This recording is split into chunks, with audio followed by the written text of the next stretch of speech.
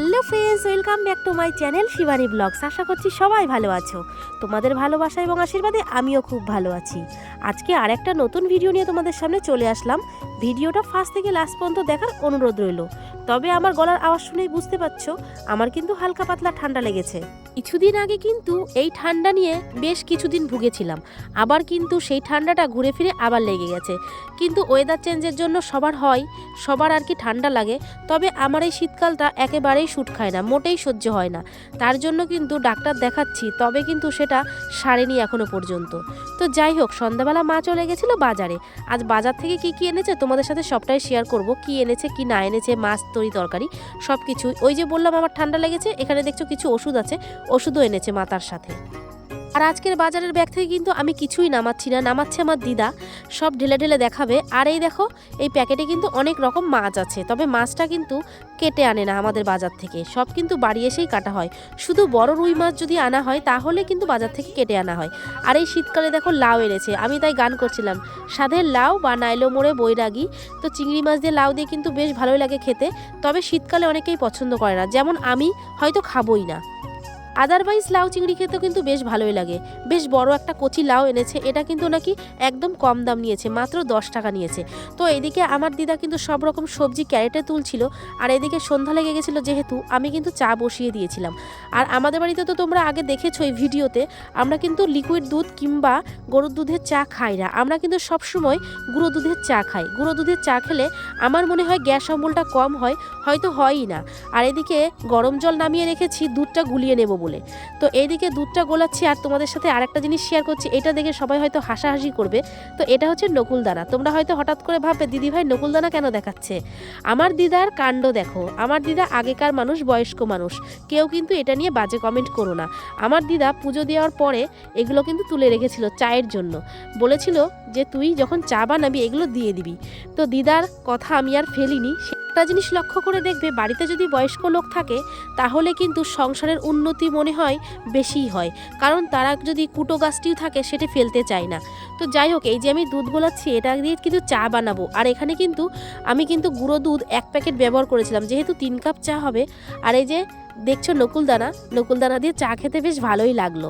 আমি তো প্রথমে ভেবেছিলাম বেশ ভালো লাগবে না, তবে কিন্তু ভালোই লেগেছিল। আর এদিকে কিন্তু চা পার্টি করছি আমরা সবাই মিলে সন্ধ্যাবেলায়। এদিকে কিন্তু 1 কোটো বিস্কুট নিয়ে রেখেছি। আমাদের বাড়িতে যে যেরকম খায় সে সেরকমই বিস্কুট আনে আর কি। তো আমাদের এখানে কিন্তু 2-3 রকম বিস্কুট ছিল। দিদা, আমি আর মা 3 জন মিলে কিন্তু বাড়িতে বেশ সন্ধ্যাবেলা জমিয়ে চা খাচ্ছি আর টিভি দেখছি। তবে এবার চা খাওয়ার পরে মা চলে গেছিলো কলপাড়ে মাছ কাটতে। এই দেখো কত রকম মাছ এনেছে। আমাদের বাড়িতে যখন বাজার থেকে মাছ আনে প্রায় 3-4 রকম মাছ আনে, কারণ আমাদের বাড়ি থেকে বাজারটা বেশ দূরে, প্রায় 1.5 কিলো 2 কিলোমিটার দূরে। তার জন্য কিন্তু অনেক রকম মাছ এনে কুটে বেছে ধুয়ে আমরা কিন্তু ফ্রিজে স্টোর করে রেখে দিই। তো আমাদের কিন্তু প্রায় দিনে বাজারে যাওয়া হয় অবশ্য। তবে আজকে কি মাছ এনেছে সবটাই শেয়ার করছি তোমাদের সাথে। এনেছে তেলাপিয়া মাছ, ভোলা মাছ, চিংড়ি মাছ, রুই মাছ আর ইলা মাছ। এই সমস্ত মাছ কাটতে কাটতে প্রায় আধা ঘন্টার বেশি লেগে যাবে। আর সত্যি কথা বলতে আমাদের বাড়িতে বাজার করার লোকের অভাব, কোনো ছেলেই কিন্তু আমাদের বাড়িতে খুব একটা বাজারঘাট করে না, শুধু মা আর আমি মিলে করি। তার জন্য বেশি বেশি করে সব কিছু নিয়ে এসে রেখে দিই, স্টোর করে রেখে দিই। তার জন্য আর বেশিরভাগ বাজারে যাওয়া হয় না। তো যাই হোক, এখানে অনেক রকম মাছ দেখতে পাচ্ছ, যে কোনো 2 রকম কি 1 রকম মাছ আমাদের রাত্রে রান্না হবে। তারপর দেখো টাকা নিয়ে কোথায় যাচ্ছি, হঠাৎ করে দেখো দোকানে যাচ্ছি, যেহেতু মা বাজারে গেছিলো কিন্তু আলু আনতে ভুলে গেছে। আর আলু এমনই একটা জিনিস যে কোনো সবজিতে না দিলে ভালো লাগে না। খেতে ভালো না লাগলেও তবে কিন্তু আলুটা না দিলে তরকারির স্বাদটা মনে হয় খুব ভালো আসে না। অনেকে আলুটা একদমই পছন্দ করে না, আমাদের বাড়িতেও আলু কিন্তু খুব একটা পছন্দ করে না, তবে তরকারিতে না দিলে আবার সেদিনই মনে হয় বেশি বেশি করে আলু লাগে আমাদের। আর এখানে কিন্তু এই প্যাকেটের মধ্যে মাত্র 1.5 কিলো আলু আছে। এই আলুগুলো কিন্তু আমরা 2 দোকান থেকে কালেক্ট করেছি, কারণ দুটো দোকানের মধ্যে একটা দোকানেও বেশি আলু ছিল না। একটা দোকানে 1 কিলো আর একটা দোকানে 2.5 কিলো ছিল, তাই দুটো দোকান মিলে 1.5 কিলো মতো আলু এনেছি। আর সন্ধ্যাবেলায় দেখো ভাই কি এনেছে, এটা হচ্ছে মোগলাই। অনেক দিন পর কিন্তু মোগলাই খাচ্ছি, তবে কিন্তু অনেক দিন ধরেই খেতে ইচ্ছা করছিল। হঠাৎ করে আজকে মোগলাই আনার কারণে আমার বেশ খুশি খুশি লাগছিল মনটা। আমি মোগলাইগুলো দেখার পরে ভাবলাম জাস্ট জমে গেল। অনেক দিন ধরে ভাবছিলাম খাবো খাবো, তবে তুই এনেছিস, খুব ভালো করেছিস। আমি কিন্তু দোকানে গেছিলাম, হঠাৎ করে এই যে ঢাকনা খুলে বলছে সারপ্রাইজ আছে, নিচে খোল। তারপরে দেখি সত্যি মোগলাই। আমার কিন্তু বেশ ভালো লাগে মোগলাই খেতে। তবে আমি কিন্তু এই তরকারিটা বেশ দারুণ খেয়েছিলাম, কারণ তরকারিটা এত সুন্দর রান্না হয়েছিল। মোগলাই যে তরকারিটা আসলেই সুন্দর হয়েছিল। জানি না কোন দোকান থেকে এনেছে, কিন্তু ওকে জিজ্ঞাসা করেছিলাম আমি যে কোন দোকান থেকে এনেছিস, ও মোটেই বললোই না। বললো তুই যদি একবার জানতে পারিস তাহলে হয়তো তুই ওই দোকানেই চলে যাবি। তো ওই জন্য আমার ভাই আর কি বললো না। আর আজকের ক্যামেরাটা কিন্তু আমি দিদাকে দিয়ে একটুখানি ধরিয়েছিলাম। হয়তো দিদা ঠিক ভালোভাবে ক্যামেরা ধরতে পারিনি, তবে তোমরা কিছু মনে করো না। আমার দিদা কিন্তু একদমই বয়স্ক মানুষ, তাই ওনার দিয়ে আমি কিন্তু একটুখানি কাজ করিয়ে নিয়েছিলাম। আর এদিকে দেখো চিংড়ি মাছ আর সমস্ত মাছ কাটাকাটি ধোয়া বাছা হয়ে গেছে। এবার কিন্তু রান্নার পালা। রাত্রের রান্নাটা আমিই করব। আজকে দেখো মনে হয় ভোলা মাছ রান্না হবে। এখানে ডিসিশন হচ্ছে কী মাছ রান্না হবে। তো মা বলছিল যে আজকে ভোলা মাছের ঝাল কর আর যে কোনো একটা ভাজা কর। আমি কিন্তু ভাজার জন্য পেঁয়াজকালি দিয়ে ছিম দিয়ে কুটে নিয়েছি। এখানে আলু অ্যাড করব।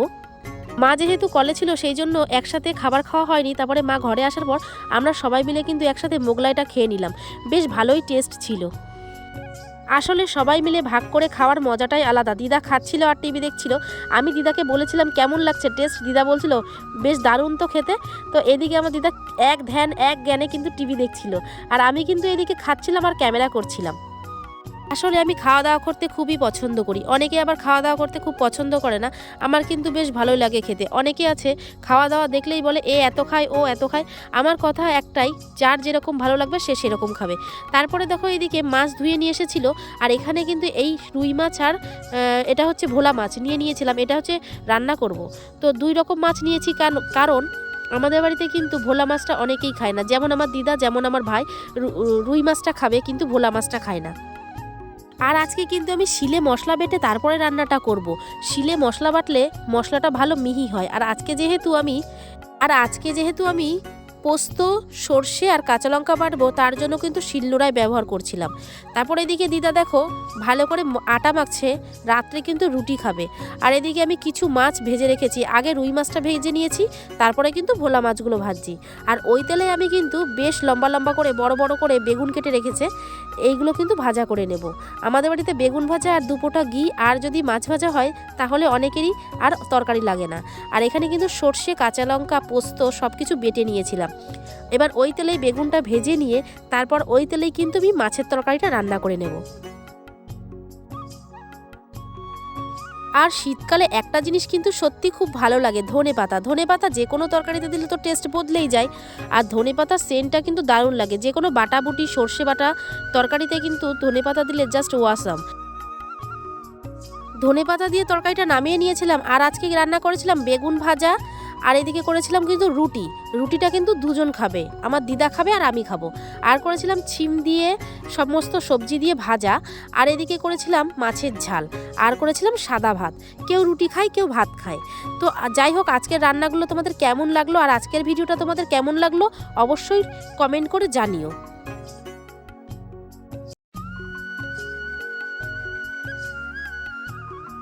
আর আমি কিন্তু প্রত্যেকটা ভিডিওতে বলি, আমার যদি এই ভিডিওতে কোনো ভুল কিছু থাকে, কথাবার্তায় যদি কোনো ভুল হয়, আমার কিন্তু এডিটিং থেকে, ভিডিও করা থেকে সমস্ত কিছু আমি নিজেই করি। সবাই আমাকে ছোট বোনের মতো করে ভুল ত্রুটি ক্ষমা করে দিয়ে ভালোবাসা দিয়ে পাশে থেকো। আর আমার এই ভিডিওটা তোমাদের কেমন লাগলো? যদি ভালো লেগে থাকে লাইক, কমেন্ট, শেয়ার করে পাশে থেকো। আর আমার চ্যানেলে যারা নতুন আছো তারা চ্যানেলটিকে সাবস্ক্রাইব করে দিয়ে পাশে থেকো। ধন্যবাদ। দেখা হচ্ছে নেক্সট ভিডিওতে। সবাই ততক্ষণ ভালো থেকো, সুস্থ থেকো। টাটা।